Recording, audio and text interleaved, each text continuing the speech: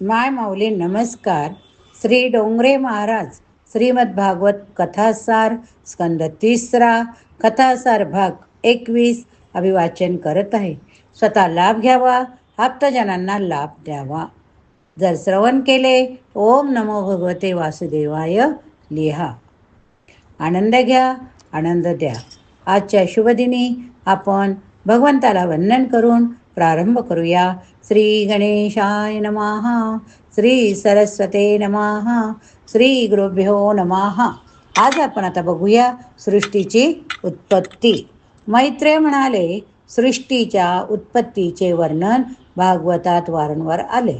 तात्विक दृष्टीने जग मिथ्या, परंतु म्हणून संत सत्पुरुषांनी सृष्टीच्या उत्पत्तीचा विचार विशेष रीतीने केला नाही, पण सृष्टीकर्त्या प्रभूचा विचार मात्र वारंवार केला. परमात्म्याला मायेचा स्पर्श झाला तेव्हा त्याला वाटले मी एक आहे, पण मला अनेक व्हायचे वाटते. एकोहम बहुश्याम. पुरुषापासून प्रकृती, प्रकृतीपासून महत, महत्त्वापासून अहंकार उत्पन्न झाला. अहंकाराचे 4 भाग, तदनंतर पंच तन मात्रापासून पंचमहाभूतांची निर्मिती झाली. परंतु ही तत्वे जड असल्याने स्वतः काहीच करू शकत नाही, म्हणून ईश्वराने त्यात प्रवेश केला. उपनिषदात म्हटले की प्रत्येक वस्तूत परमेश्वराने प्रवेश केला. म्हणूनच हे सर्व जग परमेश्वराचे मंगल स्वरूप. भगवंताच्या नाभीपासून मंगल उत्पन्न झालेले, नाभीपासून कमल उत्पन्न झाले, त्यातून ब्रह्मदेव प्रगट झाले. ब्रह्मदेवाने कमलाचे मुख पाहण्याचा प्रयत्न केला, त्याला चतुर्भुज नारायणाचे दर्शन झाले. चतुर्भुज नारायणाचे दर्शन झालं. ब्रह्मदेवाने देवाची स्तुती केली. संतती संपत्ती भगवत कृपेचे फळ नाही, तर ते प्रारब्धाचे फळ. भगवंत ज्याचेवर कृपा करता त्याचे मन शुद्ध होत असते. मन शुद्ध झाल्याशिवाय जीवन सफल होत नाही. ज्याने मला जन्म दिला त्याला जाणण्याचा मी प्रयत्न केला नाही, तर माझ्यासारखा मूर्ख कोण असेल. ब्रह्मदेवाला भीती वाटली की संसारात आल्यानंतर इंद्रिय भलत्याच मार्गाने तर जाणार नाहीत. ब्रह्मदेवाने सृष्टी निर्माण केली, कामाला जन्म दिला. कामाने प्रथम पित्यालाच मोहित केले. प्रथम निर्माण झाले स्वयंभू मनु व शतरूपा राणी. कोण निर्माण झाले? मनु आणि शतरूपा. त्यावेळी पृथ्वी प्रथम रसातळच गेली होती. ब्रह्मदेवाला विचार पडला, मी प्रज्ञा निर्माण केली तर तिच्या निवासाला जागा कुठे ठेवू, कुठे देऊ? ब्रह्मदेवाच्या नागपुडीतून वराह भगवान निर्माण झाले. नागपुडीतून कोण निर्माण झाले? वराह भगवान उत्पन्न झाले. त्यांनी पृथ्वीला पाण्यातून वर काढले. वाटेत हिरण्यक्षाचा वध केला. पृथ्वीचे शासन मनुच्या हातात देऊन भगवंत निजनामास परत गेले. विदुर म्हणाले, मैत्रेय, आपण तर ही कथा फार थोडक्यात सांगितली. या कथेचे रहस्य काय? हा हिरण्यक्ष कोण? पृथ्वी रसातळाला का गेली? वराह नारायणाचे चरित्र मला सांगा. ही कथा मैत्र्याने विदुराला, शुक्राचार्यांनी परीक्षिताला ऐकविली. चला आता आपण ऐकूया कश्यप ऋषींची कथा. दिती कश्यप ऋषींची धर्मपत्नी. एके दिवशी सायंकाळी दिती शृंगार करून कश्यपाजवळ आली. तिने कामसुखाच्या उपभोगाची इच्छा प्रकट केली, कारण ती कामातूर झाली होती. कश्यप म्हणाले, देवी, हा सायंकाळचा समय, हा समय कामसुखासाठी योग्य नाही. यावेळी कामाधीन होणे ठीक नव्हे. जा, दिवा लाव. शास्त्रात सांगितले की सौभाग्यवती स्त्रीच्या अंगात लक्ष्मीचा अंश असतो. सायंकाळी लक्ष्मीनारायण घरी येत असतात. त्यावेळी घर जर बंद असेल तर लक्ष्मी जय कृष्ण म्हणत परत जाते. म्हणूनच आपण सुद्धा दिवाबत्तीच्या वेळी दार बंद करून जाऊ नये. घरातल्याने कमीत कमी दिवा लावावा. आजकाल तरी तथाकथित लोक खास करून सायंकाळीच घराला कुलूप लावून घराबाहेर पडतात. बाहेर फिरायला जायचं असेल, सूर्यास्तापूर्वीच घरी परत यावे. स्त्रियांनी तर सायंकाळी घराबाहेर पडायला नको हो. पण काय, सायंकाळी सगळे बाहेर पडतात. सायंकाळी तुळशीची पूजा करा, देवाजवळ धूप दीप उदबत्ती लावा. ईश्वर परप्रकाशी नाही, तो स्वयंप्रकाश आहे. परमेश्वराला दिव्याची आवश्यकता नाही, दिव्यांची आवश्यकता तर मानवाला पडते. सायंकाळी सूर्य चंद्र यांचे तेज क्षीण होत असते. सूर्य बुद्धीचा स्वामी तर चंद्र मनाचा स्वामी. मन बुद्धी यांची स्वामी चंद्र सूर्य सायंकाळी दुर्बल होतात. त्यामुळे मनबुद्धीत त्यावेळी काम प्रवेश करतो, रात्री प्रकट होतो. सायंकाळी प्रभूच्या नामाचा जप कराल तर मनात काम प्रवेश करणार नाही. कश्यप ऋषी दितीला समजावता की मानिनी भगवान शंकर यावेळी जीवमात्राचे निरीक्षण करण्यास फिरत जातात. म्हणून यावेळी जर स्त्रीसंग केला तर तो भगवान शंकराचा अपमान आहे, लक्षात ठेवा. अपमान झाला अनर्थ होईल. भगवान शंकर पाहतील, दंड करतील. भस्मातम शरीरम, या शरीराचे शेवटी भस्मच व्हायचे आहे. म्हणून शंकर अंगाला भस्म चर्चितात. या जगाला वैराग्याचा बोध करता. शरीराचे अतिशय लालन करू नका. नेहमी याद ठेवा की हे शरीर एके दिवशी स्मशानात जाणार नाही. गृहस्थाश्रमविलासासाठी नाही, तर मर्यादेत राहून विवेकपूर्ण कामसुख भोगून कामाचा विनाश करण्यासाठी आहे, वैराग्यासाठी आहे. नेमपूर्वक कामाचा विनाश करण्यासाठी हा गृहस्थाश्रम आहे. काम असा दुष्ट शत्रू आहे की तो एकदा हृदयात शिरला तर बाहेर निघतच नाही. एकदा कामाने हृदयात प्रवेश केला तर तुमचे सर्व शहाणपण धुळीत मिळून जाते. म्हणून जीवन असे साधे पवित्र ठेवा की कामाला मन बुद्धीत प्रवेश करायला अवसरच मिळणार नाही. दितीने कश्यपाचे म्हणणे ऐकले नाही. कश्यपही दितीच्या दुराग्रहाला बळी पडले. शेवटी दितीला आपल्या दुराग्रहाचे भान झाले. तिला पश्चाताप झाला. तिने भगवान शिवाची क्षमा याचना केली. कश्यप म्हणाले, तुझ्या गर्भातून 2 राक्षस उत्पन्न होतील. पती व पत्नी उचित संयम पाळणार नाहीत, त्यांच्यापासून उत्पन्न होणारी प्रजा पापी होईल. दोन्ही पक्षातील द्वितीया, पंचमी, अष्टमी, एकादशी, चतुर्दशी, पौर्णिमा, अमावास्या, पर्व काळ ह्या पवित्र दिवशी ब्रह्मचार्याचे अवश्य पालन करावे. लोक म्हणतात काळ बिघडला म्हणून पापी प्रजा उत्पन्न होत आहे. तसे पाहिले तर काळे काहीसा बिघडला आहे, पण लोकांचे अंतःकरण अधिक बिघडले. एकादशी, पौर्णिमा, पवित्र दिवसाचा विचार न करताच लोक कामात होतात, म्हणून पापी प्रजा उत्पन्न होत आहे. कामाला हृदयात प्रवेश करायला अवसरच दिला जाऊ नये. एकदा का कामाला हृदयात प्रवेश मिळाला तर सारे शहाणपण मातीत जाते. दितीने कामात झाल्यामुळे शहाणपण गमावून दिले. मनुष्याने या शरीराचा जरी नीट विचार केला तरी त्याच्या हृदयात शरीर सुखाबद्दल तिरस्कार उत्पन्न होईल, वैराग्य वृत्ती उत्पन्न होऊ शकेल. हे शरीर कसे? या शरीरात आडवी तिडवी हाडे बसविली आहे, त्यावर मांस रचले, आतडी आहे, त्यावर कातडी झाकली, म्हणून आतले काही दिसत नाही. अन्यथा रस्त्यात पडलेल्या हाडांच्या तुकड्याला कुणी शिवणार नाही. त्याला वाटेल की त्याला हात लावला तर शरीर अपवित्र होईल, पण तोच माणूस नश्वर देहातील हाडांवर प्रेम करतो. यापेक्षा मूर्खपणा कोणता? भागवतात म्हटले आहे की हे शरीर तर कोला कुत्र्यांचे भोजन हो. अग्नीत जर हे शरीर जाळले नाही ते कुत्रेच खातील. अशा शरीराचा मोह सोडा. जेव्हा दितीला कळले की आपल्या गर्भातून राक्षस उत्पन्न होणार आहेत तेव्हा ती घाबरली. तेव्हा कश्यप म्हणाले, त्यांचा नाश करण्यासाठी भगवान नारायण येतील. तेव्हा दिती म्हणाले, मग माझे पुत्र भाग्यशाली म्हटले पाहिजेत. कश्यपाने दितीला असेही सांगितले की तुझा नातू महान भगवत भक्त, महान वैष्णव होईल, तो प्रल्हाद या नावाने विख्यात होईल. जो देवाचे स्मरण एकटाच करतो, जो देवाचे स्मरण एकटाच करतो तो साधारण वैष्णव म्हणावा. परंतु ज्याच्या संगतीने इतरांनाही देवाची भक्ती स्मरण करण्याची प्रेरणा मिळते, इच्छा जगते, तो महान वैष्णव होय. भक्तांनी एकदा महाप्रभू वल्लभाचार्यांना विचारले की आम्हाला वैष्णवाचे लक्षण सांगा. तेव्हा वल्लभाचार्य म्हणाले, जो देवाची भक्ती करतो तो वैष्णव होय. तेव्हा भक्त म्हणाले, हे तर आम्हीही जाणतो, आम्हाला एखादे विशेष लक्षण दाखवा. तेव्हा महाप्रभू म्हणाले, महावैष्णव तोच होय की ज्याच्या संगतीत येणाऱ्यांना देवाचे प्रेम उत्पन्न होते, कृष्ण भक्तीला रंग चढतो. प्रल्हाद महावैष्णव आहे. प्रल्हादाच्या संगतीत येणाऱ्यांनाही भक्तीचा रंग लागत असे. तुमच्या संगतीत येणाऱ्याला जर भक्तीचा रंग लागत नसेल तर समजून जा की तुमची भक्ती अजून कच्ची. परंतु दुसऱ्याला सुधारण्याची सामान्य माणसाला गरज नसते.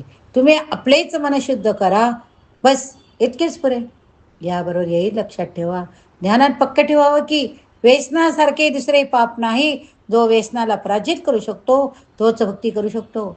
आजकाल तर फॅशन व्यसनात वेळ पैसा खर्च केला जातो.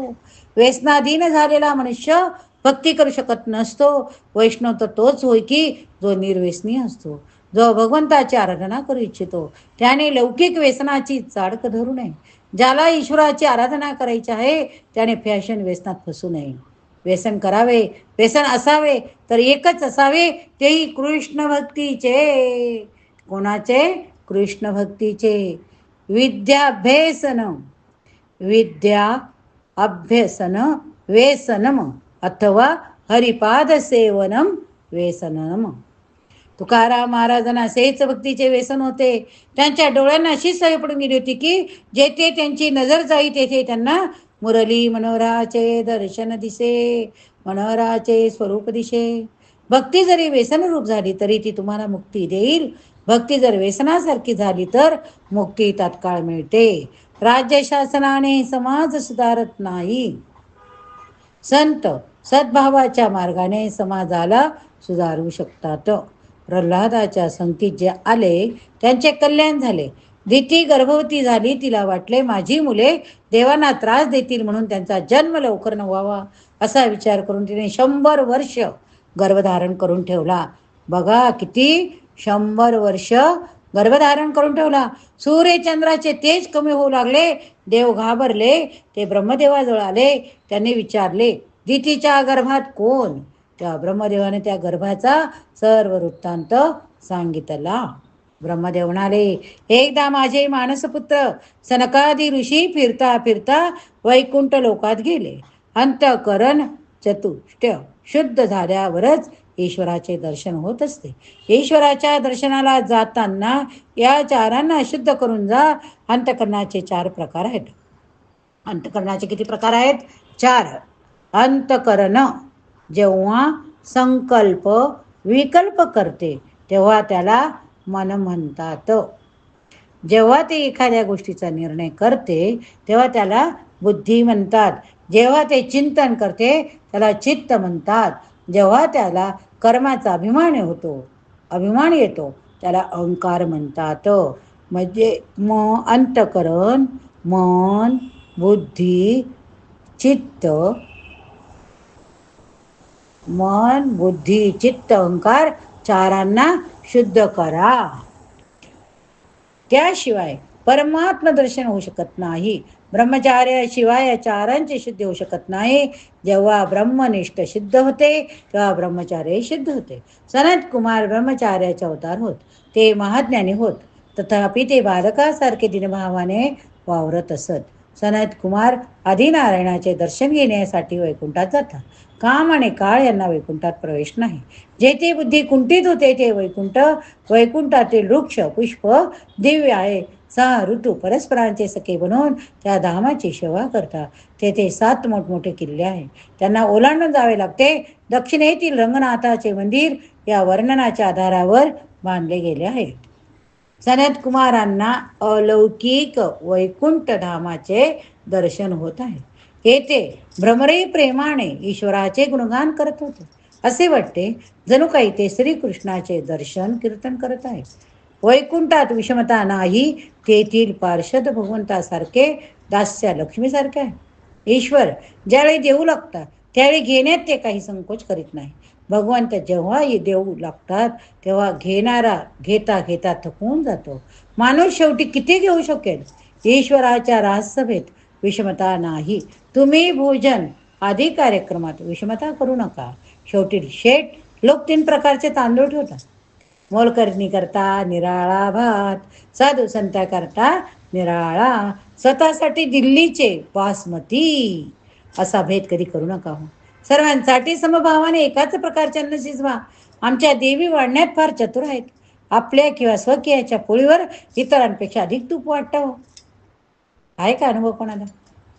पंक्तीत प्रचंड करू नका, पंक्तीत प्रपंच करू नका. भोजनात विषमता करणाऱ्यांना संगृहिणीचा रोग होतो. विषमताच वैर निर्माण करतात. विषमताच करायचे असेल तर सद्भावाने करा. व्यवहारात सर्वस्वी समानता पाळली जाऊ शकत नाही. वैकुंठात विषमता नाही. लक्ष्मी देखील वैकुंठात प्रमाद करीत नाही. तेथे लक्ष्मी स्वयंसेवा करीत असते, झाडझूड करीत असते. शुक्राचार्याचे भागवत सांगणे थांबले. ते लक्ष्मीनारायणाचे दर्शन करीत आहे. प्रतिबिंब पाहण्याने बिंब पाहण्याचा मोह होतो. प्रतिबिंब पाहण्याने इतका आनंद होतो की मग बिंब पाहण्याचे किती आनंद होत असेल. तो वैष्णव भाग्यशाली आहे की जे बिंब पाहू शकतात. भगवंत आपले स्वतःचे प्रतिबिंब पाहू शकत नाही. कन्हैया आपले प्रतिबिंब आरशात पाहू शकतो. प्रतिबिंब पाहून कृष्ण माता यशोदेला म्हणतो की हा बालक किती सुंदर आहे, मी त्याच्याशी खेळू का? यशोदा म्हणते, अरे हा दुसरा कुणी नाही, ते तर तुझेच प्रतिबिंब आहे. आपले प्रतिबिंब पाहून भगवंत जर इतके मोहित होता तर गोपीबिंबाचे दर्शन करून घेऊन देवभान विसरत असत. यात आश्चर्य ते काय. सनत कुमार 6 द्वारे पार करून 7व्या दारावर आले. तेथे जय विजय उभे होते. सनत कुमार भगवंताच्या वाड्यात प्रवेश करणार इतक्या द्वारपाल जय विजयाने त्यांना अडवले. सनत कुमार म्हणाले, आम्ही तर माता लक्ष्मी पिता नारायणाच्या दर्शनाला आलो. सनत कुमार कौपीनधारी होते. कौपीनचा अर्थ केवळ लंगोटी नव्हे, जितेंद्रिय कौपीनधारी म्हणता जातो. भगवंताच्या दर्शनाला जितेंद्रिय होऊनच जावे लागते. द्वारपाल म्हणाले, आतून आज्ञा मिळाल्यानंतरच आपण आपल्याला आत जाऊ देऊ. तोपर्यंत आपण इथेच थांबा. हे ऐकून सनत कुमार क्रोधित झाले. क्रोध कामानुज कामाचा लाभ लहान भाऊ. क्रोध कामानुज कामाचा लहान भाऊ. फार सावध राहून कामाला मारणे शक्य होते, पण त्याचा लहान भाऊ जो क्रोध, त्याला मारणे कठीण हो. कामाचा मूळ प्रेरक उत्प्रेरक संकल्प. ज्ञानी पुरुष दुसऱ्याच्या शरीराचा विचार करीत नाही, म्हणून त्याला काम त्रस्त करीत नाही. ज्ञानी पुरुषांचे पतन कामाने होत नाही, पण क्रोधाने मात्र होते. ज्ञानी माणूस 6 द्वारे ओलांडून पुढे जातो, पण 7व्या दारावर त्याला जय विजय अडकतात. योगाच्या 7 पायऱ्या म्हणजे काय हो? कुठल्या? चला ऐका आता तुम्ही. ऐकता ना? अरे बोला हो. वैकुंठाची 7 द्वारे होत. यम, नियम, आसन, प्राणायाम, प्रत्याहार, ध्यान, धारणा, ह्या त्या 7 पायऱ्या होत.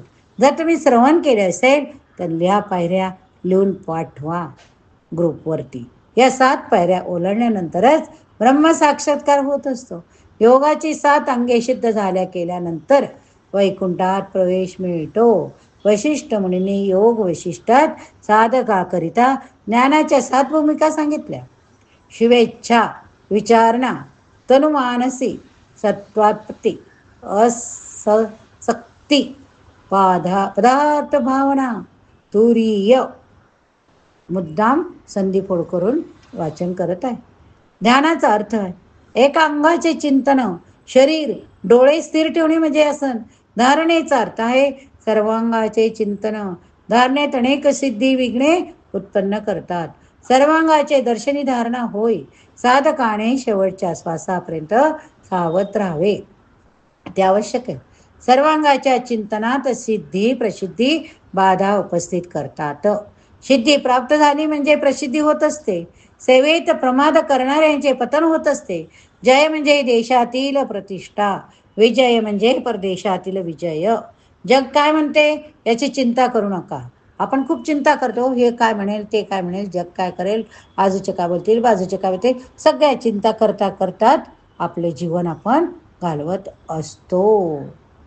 याची चिंता करा की जो लौकिक प्रतिष्ठेत फसतो तो परमेश्वरापासून दूर जातो.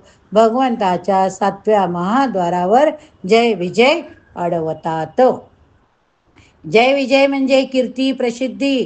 कीर्ती प्रतिष्ठेचा मोह माणूस सोडू शकत नाही. जो घराला नाव देतो अशोक निवास, पण अशोक किती दिवस घरात राहील, म्हणून घराला देवाचे नाव द्या. घरावरही नाव आहे, कथेसाठी बसलेल्या आसनावरही नाव आहे. घर आणि आसन यावर लिहिलेली ही नावे किती दिवस टिकतील. घराचा मोह सुटू शकेल पण प्रतिष्ठेचा मोह मात्र सुटत नाही. शिष्य काही प्रशंसा करतात, गुरु समजतो की आपण ब्रह्मरूप झालो. मग त्याचा परिणाम असा होतो की ते गुरु महाराज भक्ती, नामस्मरण, पूजा आदी उपासनाची हळूहळू उपेक्षा करू लागतात. अंततो गत्वा ते पतित होतात. माणसाचे मन नामरूपात फसलेले. नामरूप याचा मोह जोपर्यंत सुटत नाही तोपर्यंत भक्ती घडू शकत नाही. मन श्रीकृष्णाच्या स्वरूपात रंगेल तरच मुक्ती मिळेल. प्रतिष्ठेचा मोह उत्पन्न होतो. देवाच्या दाराजवळ मागे परत जावे लागते. क्रोध केल्यामुळे सनत कुमारांना प्रभूच्या 7व्या दारापासून माघारी परतावे लागते. पण त्यांचा क्रोध सात्विक होता. ते द्वारपाल भगवंताच्या दर्शनास बाधा उत्पन्न करीत होते, म्हणून त्यांना राग आला. म्हणून स्वतः भगवान द्वारावर आले, सनत कुमारांना दर्शन दिले. पण सनत कुमार मात्र भगवंताच्या महालात प्रवेश करू शकले नाहीत. महाप्रभूंनी या चरित्राची समाप्ती करताना म्हटले आहे की ज्ञानेसाठी ज्ञान मार्गात अहंकार विघ्नहर्ता होतो. अभिमानाच्या मुळाशी हा क्रोधच आहे. काही लोक अज्ञान अवस्थेत मरतात, तर काही ज्ञानी अभिमान ओशवून मरतात. ब्राह्मण जर शिकला नाही तर अज्ञानी राहतो, जर शिकला तर अहंकारात मरतो. कर्ममार्गात विघ्नहर्ता काम करतो. कश्यप दितीच्या मार्गात कामनेचा बाधा आणली होती. कोणी कामनेने बाधा आणली होती. कामाने कर्माचा नाश होतो. भक्ती मार्गात लोभ विघ्न आणतो. लोभ भक्तीचा नाश करतो. ज्ञान मार्गात क्रोध विघ्न आणत असतो. सनत कुमारांच्या मार्गात क्रोधानेच बाधा आणली. क्रोधाने ज्ञानाचा नाश होतो. देहदृष्टीने काम उत्पन्न होत असतो. ज्ञानाच्या मार्गात काम बाधा उत्पन्न करत नसतो, पण क्रोध मात्र बाधा उत्पन्न करत असतो. काम, क्रोध, लोभ या तिघांमुळे पुण्याचा क्षय होत असतो. विवेकाने काम नष्ट होऊ शकतो, परंतु क्रोध नष्ट करणे कठीण. एकनाथ महाराजांनी भावार्थ रामायणात लिहून ठेवले की कामी, लोभी यांना काही ना काहीतरी तात्कालिक लाभ होऊ शकतो, पण क्रोध करणाऱ्यांना काहीच लाभ होत नाही. इतकेच नव्हे तर त्याच्या पुण्याचा क्षय पण होत असतो. वल्लभाचार्यांनी या चरित्राच्या समाप्तीत म्हटले आहे की कामेन कर्मनाशयात, क्रोधेन ज्ञाननाशनम, लोभेन भक्तिनाशात, तस्मात् एतत् त्रयं त्यजेत. याच कारणाने गीतेत या तिघांना नरकाचे द्वार म्हटले आहे. त्रिविधम नरकस्येदं द्वारं नाशनमात्मना, काम, क्रोध तथा लोभ, तस्मात् एतत् त्रयं त्यजेत. भक्ती मार्गात लोभ विघ्नरूप होतो. माणूस देवासाठी, दान देण्यासाठी, पूजेसाठी कमीत कमी किमतीच्या वस्तूचा उपयोग करतो. तो मुलांसाठी कपडे बनवण्यासाठी 70 किंवा 170 रुपये मीटरचे कापड आणतो. देवांचे वस्त्र शिवायचे असेल 20 रुपये 30 रुपये मीटरचे कापड शोधतो. एक गृहस्थ फुले आणण्यासाठी बाजारात जातो. माळी म्हणतो गुलाबाच्या फुलांची किंमत 4 आणे आहे, तर तो म्हणतो कनेरचीच फुलं द्या हो. पण जेव्हा पत्नी म्हणते की माझ्यासाठी चांगलीशी वेणी आणा, त्यात भरपूर किंमत देऊन चांगल्यात चांगली मोगऱ्याची सुवासाची मनपसंत वेणी घेऊन घेतो. सत्यनारायणची पूजा करण्यास यजमान 200 रुपयाचा पितांबर नेसतो. जेव्हा देवाला वस्त्र नेसायचा प्रसंग येतो तेव्हा तो म्हणतो मंदार कुठे आहे, तोच आणा. मदार भगवान म्हणतो की बेटा मी सर्व जाणतो, मी एक दिवस तुला लंगोटी नेसून बरं का, मी तुझ्या लंगोटीसाठी दोरी आणून ठेवली आहे. असे करू नये, देवाला उत्तमोत्तम वस्तू द्या. 252 वैष्णव की वार्ता या पुस्तकात जमना दास भक्तांचा एक दृष्टांत आहे. काय दृष्टांत ते ऐका. एकदा तो देवासाठी फुले आणण्यासाठी बाजारात गेला. कुठे गेला? बाजारात. माळ्याकडे दुकानावर एक कमळाचे चांगले फूल पाहिले. त्याला वाटले की आज देवासाठी सुंदर फूल घ्यावे. त्याच ठिकाणी एक यमन राज आला.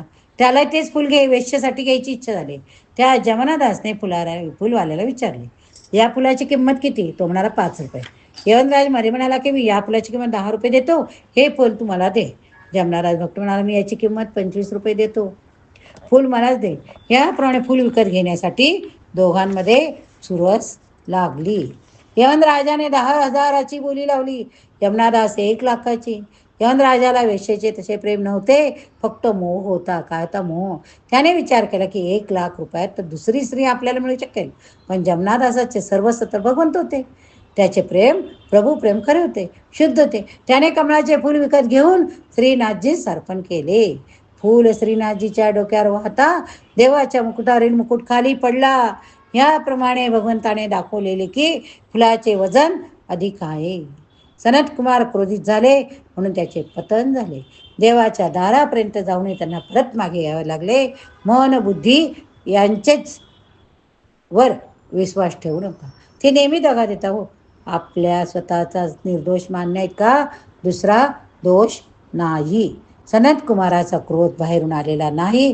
काम क्रोध यातले विकार ते बाहेरून येत नाही, संधी मिळता ते बाहेर प्रगट होता.